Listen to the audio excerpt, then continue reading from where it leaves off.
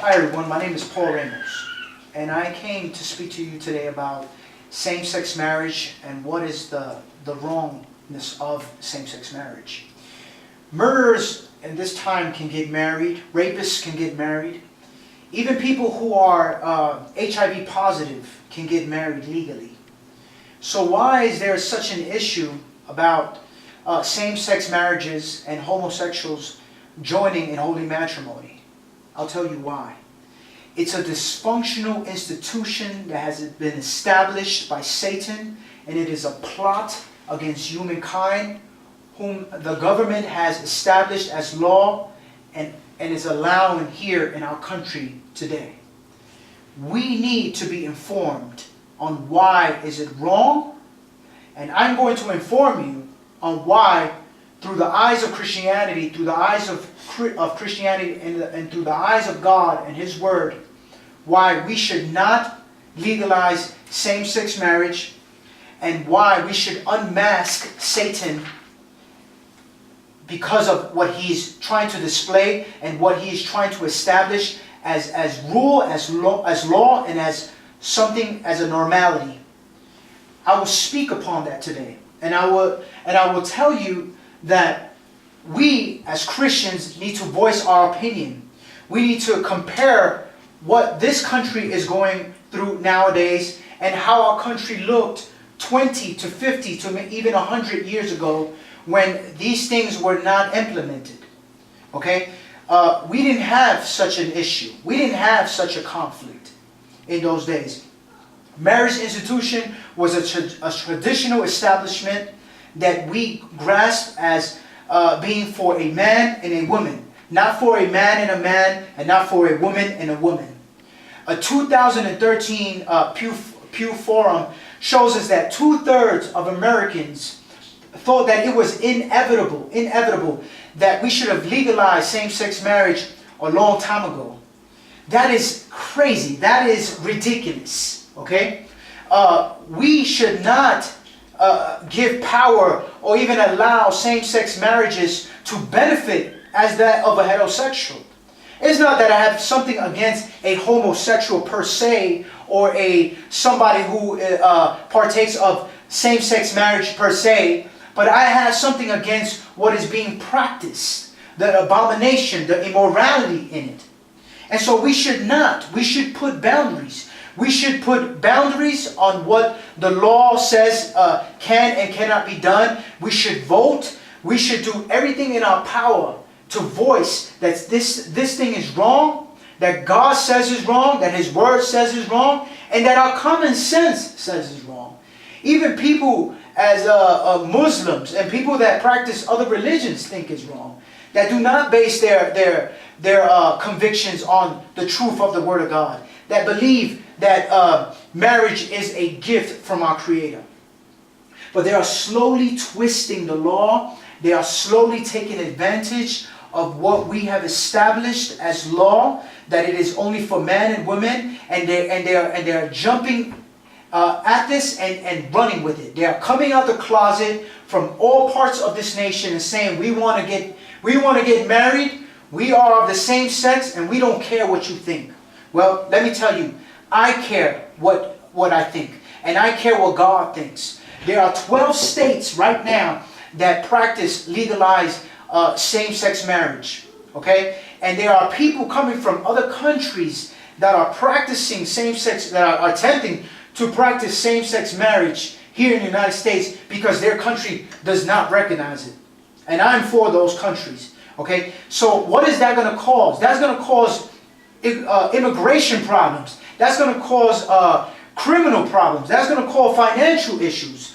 All types of issues. Okay? We have examples noted not only at a general level or at a level that it's for our country, but at a personal level. There was a 17-year-old boy who began to have a relationship with an older man, and this 17-year-old boy began to realize that he was way too young to be in a relationship. Them being males is one thing, and being with one another, but he was 17 and he was 50 years old. You see, this even brings confusion for them understanding what is a real relationship supposed to look like, or what are the age groups that are supposed to get with one another. You understand? We had a 53-year-old black male and a 50-year-old white male who got together, who thought they were compatible for one another, got married. 2 years down the line, realized that this was not supposed to be. They got into some domestic violence disputes, and they began to beat on one another, and one sued the other, and that marriage ended.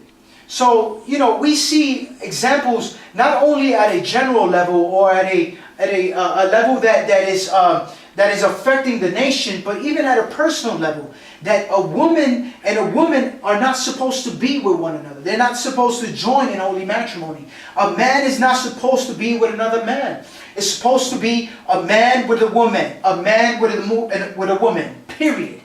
No matter what laws have been established, no matter what opinions have been spoken, that is just the facts. That is just common sense. Your mind tells you that that is wrong, okay? We as a society need to begin to embrace God's divine purpose and plan for the marriage couple.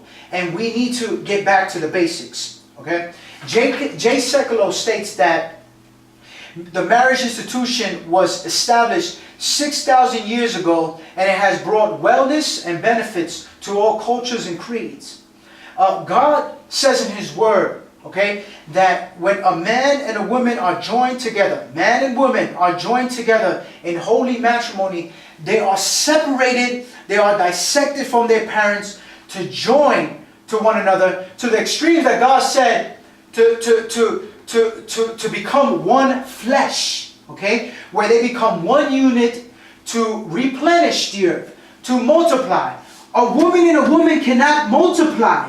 A man and a man cannot replenish the earth, because their bodies were not constructed for that. Okay? God says that when you lie with one that is not one that is of the opposite sex is a detestable thing, is an abomination, and is an immorality. Okay? So here I go again. I'll reiterate to you. Traditional marriages have to be implemented and have to be enforced as a law, as a rule, as a regulation. Okay? We have to see what God says in His Word about what marriage is and what marriage looks like between a man and a woman. Okay? We have to take actions.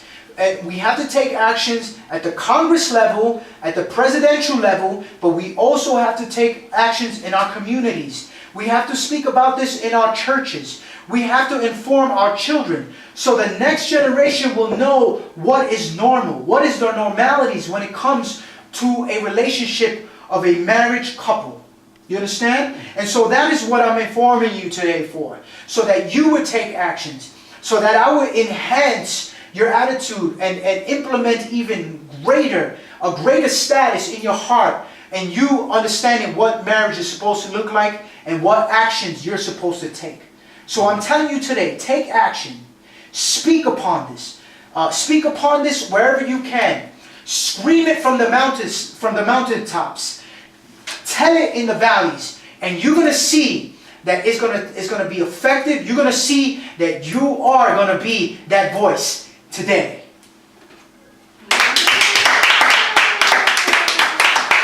Thank you very much. I didn't sleepy. I just silly, so I was ready to stop.